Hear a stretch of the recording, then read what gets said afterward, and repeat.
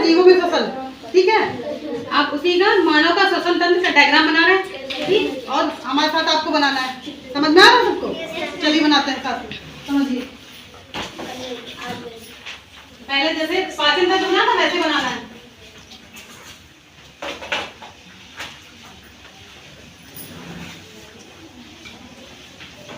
कहाँ से स्टार्ट करिए, क्योंकि श्वसन तंत्र स्टार्टिंग में आपको क्या नाक का चित्र दिखाना है, तो आपको यहाँ फेस तो बनाना पड़ेगा। तो यहाँ पे नाक बना लीजिए और ये यहाँ से स्टार्टिंग होगी। श्वसन तंत्र का पहला अंग होगा नासा छिद्र, यहाँ पे लिख लीजिए।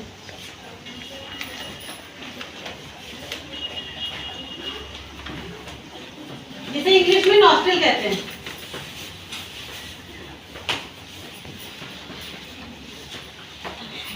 ठीक है, नासा छिद्र से फिर होते हुए यहाँ पे अंदर दूसरा कलर ले लीजिएगा कोई।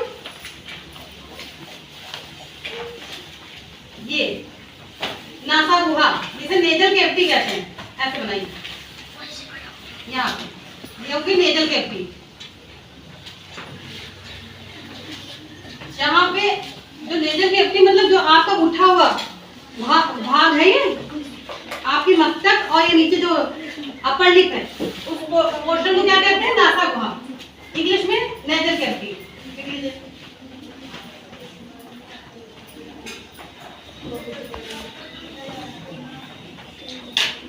नासा गुहा से होते हुए जो नीचे पाइप आ रही है, यहाँ पे उसी का नाम होगा पहले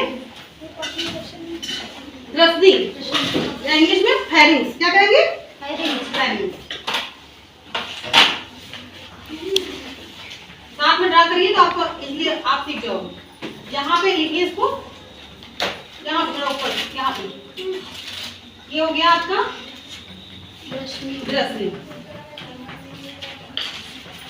इसको इंग्लिश में कहते हैं फेरिंग्स।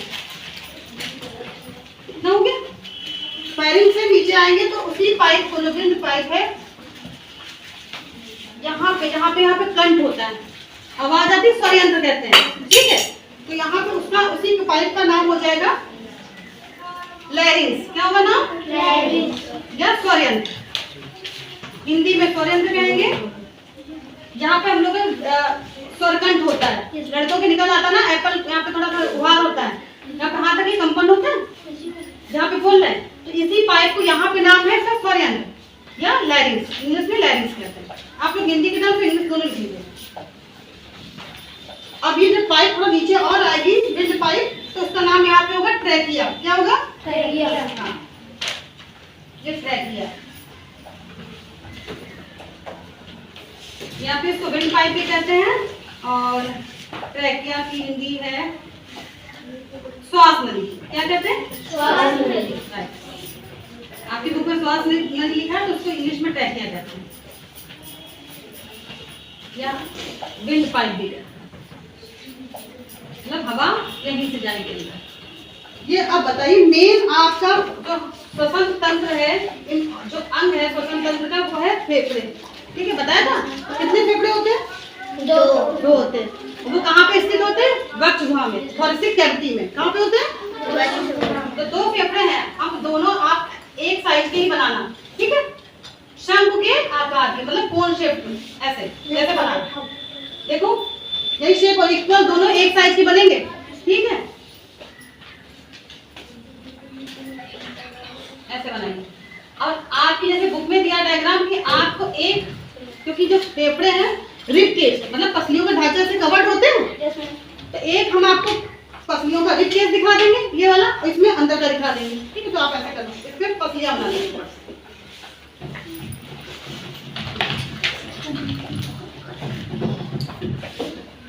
दूसरे कलर से बनाइए पसलियां। देखिए ऐसे रिब केज जो होती है ऐसे होती है।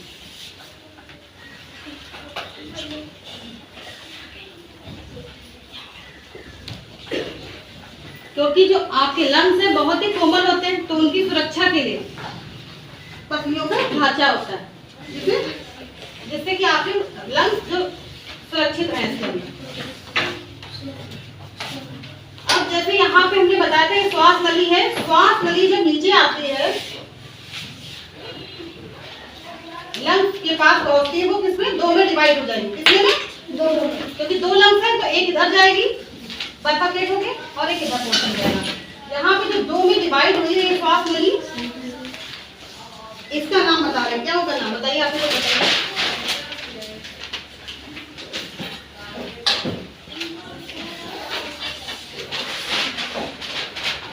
क्या लिखा है बुक में?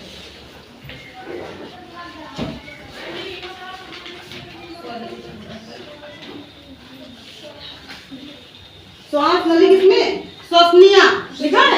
हाँ, और फिर और बहुत सारी श्वसनियों में वो विभाजित हो जाती है। तो यहाँ पे आपको ये दो जो है इंग्लिश में उनको कहते हैं ब्रोंकस या ब्रोंकाई। दो है तो क्या कहेंगे? तो ब्रोंकाई। ये हिंदी में श्वास नली या श्वसनिया, सॉरी ये लिख लीजिए। ये श्वसनिया, इसमें केवल लिखा है, इसमें डायग्राम नहीं लिखा है, पतलियों का कवरिंग दिखा दी। अंदर देखिए इसमें क्या होगा, बहुत सारी श्वसनिया ब्रोंकियोल, ऐसे जैसे पेड़ अगर उल्टा रख दिया जाए, ये तना मान लीजिए और ये नीचे आके शाखाओं में जैसे ऊपर विभाजित होता है बहुत सारी शाखाओं में, वही पेड़ अगर उल्टा कर दें वही चीज है। ये तना मान लीजिए और यहाँ पे नीचे और ब्रांचेज हुई है, ऐसे से बाइफरकेट हो रहा है, मतलब बहुत सारा इस टाइप से बना दीजिए, बहुत सारी ब्रांचेज बनाइए। इनको नाम दे दिए श्वसनिया है, ब्रोंकियोल्स हैं बहुत सारी। ऐसे बना दिया सबने। अब इनके जो एंड का मतलब इनका जो एंड सिरा है, यहाँ पे आपको दूसरे कलर से, जैसे हमने पिंक लेना है, दूसरे कलर से बना ली वायु कुक्काएं, एयर सैक्स। क्या होती है?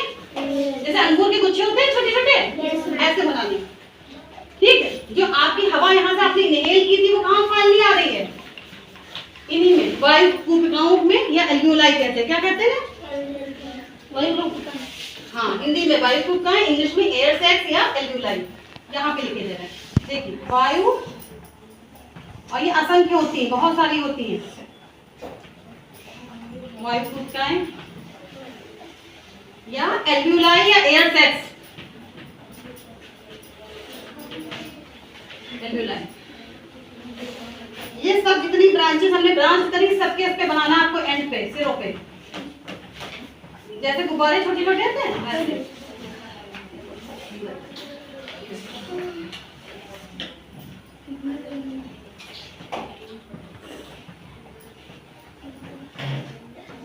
डायग्राम सबको समझ में आ रहा है? चलिए साथ में ड्रा करिए आप लोग।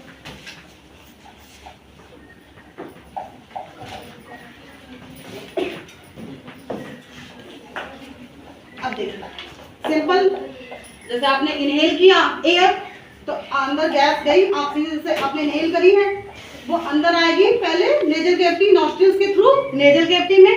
ये क्या है? Nasal cavity. आपको पता था नेजल कैविटी, यही जो उभार उसको कहते हैं। तो यहाँ पे क्या म्यूकस निकलता है, बताया था।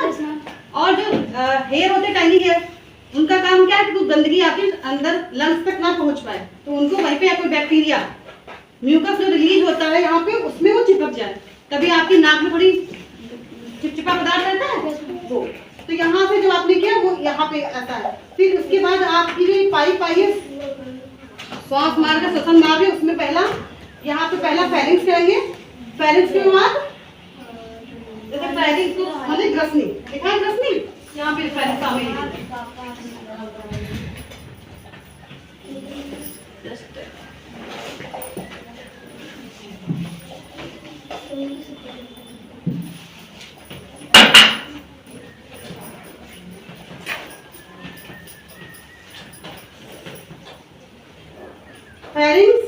फेरिंक्स के बाद आपका था लैरिंक्स, लैरिंग माने स्वरयंत्र। लैरिंक्स के बाद नीचे वाली इसी पाइप को यहाँ पे सी के आकार की छल्ले नुमा संरचना बनी बुक में, देखिए बनी। बता दे उसका रोल क्या है। ये देखिए आप ऐसे बना दीजिए, दूसरे कलर से जाए, कुछ पर्पल से चलो बना देना, ऐसे बनाइएगा, वो होगी आपकी ट्रैकिया पे। सी आकार की संरचना ऐसे बना दीजिए थोड़ा सा। इसका फंक्शन क्या है? इसका फंक्शन है कि जो आपकी श्वास नली है और नीचे जो श्वसनिया है वो चिपके ना, मतलब आपका वायु जो आ रही है अवरुद्ध ना, उसका मार्ग अवरुद्ध ना। पाइप अगर चिपक गई तो क्या सांस अंदर नहीं जाएगी ना, तो क्या होगा? डेथ हो जाएगी, आपको प्रॉब्लम होगी। तो यहाँ पे ये एक सी लाइक स्ट्रक्चर जो होते हैं कार्टिलेज के, उपास्थि के, तो उपास्थि के स्ट्रक्चर होते हैं, वो इनका फंक्शन यही है कि श्वसनिया और श्वास नली चिपके ना। ठीक, यहाँ से एयर कहाँ गई? श्वास नली से श्वसनियों में, ठीक है। असंग और जो श्वसनियों के एंड है सिरे, उसमें असंग क्या है? ये क्या है बताइए? वायु कूपिकाएं, एल्वियोलाई।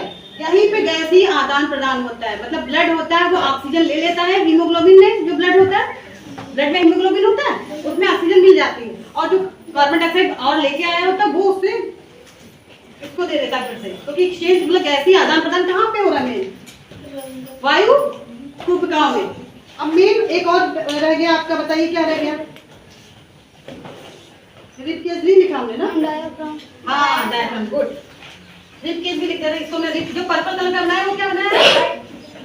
पसलियों का ढांचा लिख लीजिए, इंग्लिश में रिब केज।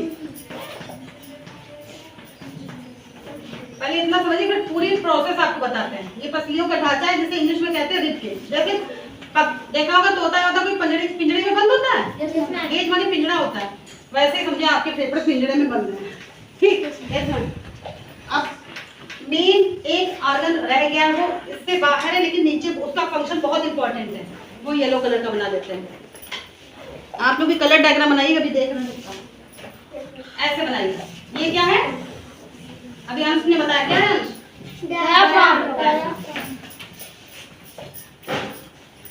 इसका फंक्शन बहुत ही इंपॉर्टेंट है। जैसे कि आपने सांस ली, इनहेल किया, तो फेफड़ों का साइज बड़ा होगा कि छोटा होगा? बढ़ेगा ना, तो ये डायफ्राम नीचे जाएगा। ये थोड़ा फ्लेक्सिबल होता है फ्लेक्सिबल, तो ये नीचे जाता है, तो ये फेफड़े बढ़ जाते हैं। ये एयर सैक्स एल्वियोलाई है, वायु कूपिकाएं हैं, इसमें हवा भर जाती है, बड़े बड़े जैसे गुब्बारे फूल जाता है, फूल जाएगा। फिर जब आपको कार्बन डाइऑक्साइड बाहर निकालनी है, तो ये डायफ्राम क्या होगा? ऊपर को धक्का देगा फेफड़ों को, ठीक है, ऊपर को धक्का देगा, तो ये यहीं से मतलब आवाज तो जैसी आदान प्रदान है इसी रास्ते से होगा, इसी से आपकी ऑक्सीजन अंदर आएगी और CO2 बाहर निकलेगी, ठीक। सबको आ रहा समझ में? डायग्राम सबका बन गया? ये बन रहा है, बना डालिए जल्दी से। ये हो गया मानव का श्वसन तंत्र। तंत्र मतलब सभी में जो अंग है ना, एक तो अंग है नहीं श्वसन में पार्टिसिपेट कर रहा है। सब लोग ड्रॉ कर लीजिए, फिर सबका देखते हैं।